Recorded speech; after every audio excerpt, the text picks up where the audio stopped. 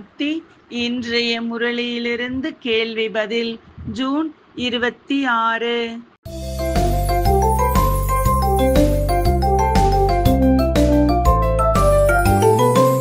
ஒரு பகவானின் நாமத்தை சொல்லிக்கொண்டே யாத்திரைக்கு சென்றாலும் அவர்களுக்கு யார் உள்ளனர்?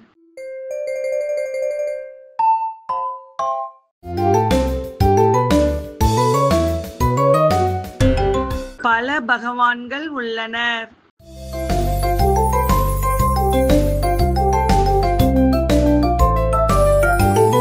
சிலர் சிறிது கஷ்டம் ஏற்பட்டாலும் சலித்துக் கொள்பவர்கள் எதை முழுமையாக புரிந்து கொள்ளவில்லை.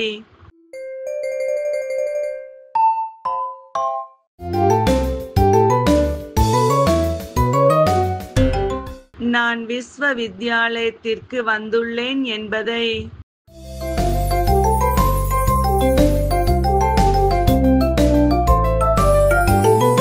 ஈஸ்வரன் நான் இன்று எதை அடைவது அசம்பவம் என்று கூறுகிறார்.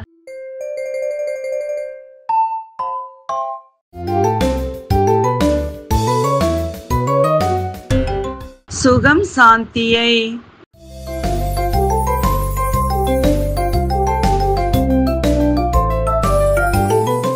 ஈஸ்வரன் என்ன எச்சரிக்கை கொடுக்கிறார்?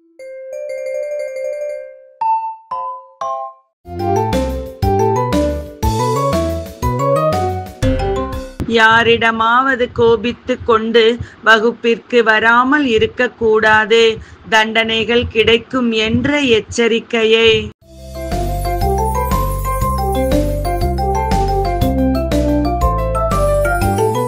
கடைசி நேர பாகத்தில் மனிதர்கள் எவ்வாறு கூறுவார்கள்?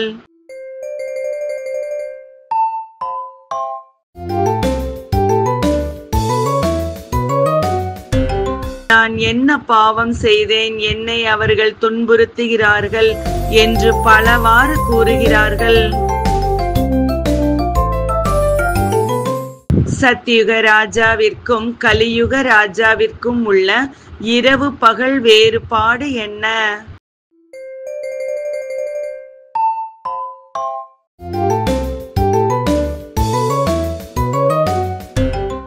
சத்யுக ராஜா சுகமாக இருப்பதால் பிரஜைகளும் சுகமாக இருப்பார்கள்.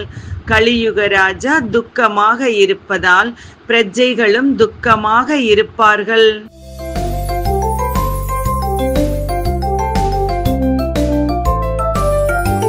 இப்போது அனைவரும் சங்கம யுகத்திற்கும் பிறகு சத்யுகத்திற்கும் வந்து விடுவார்கள். சரியா தவறா?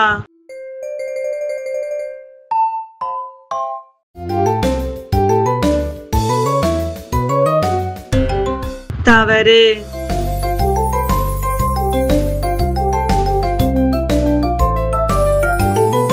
இன்றைய முரளியில் முக்கியமாக என்ன கூறப்பட்டுள்ளது?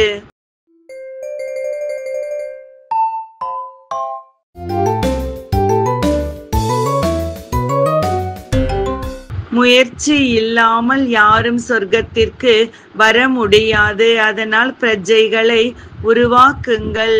நன்றி. ஓம் சாந்தி.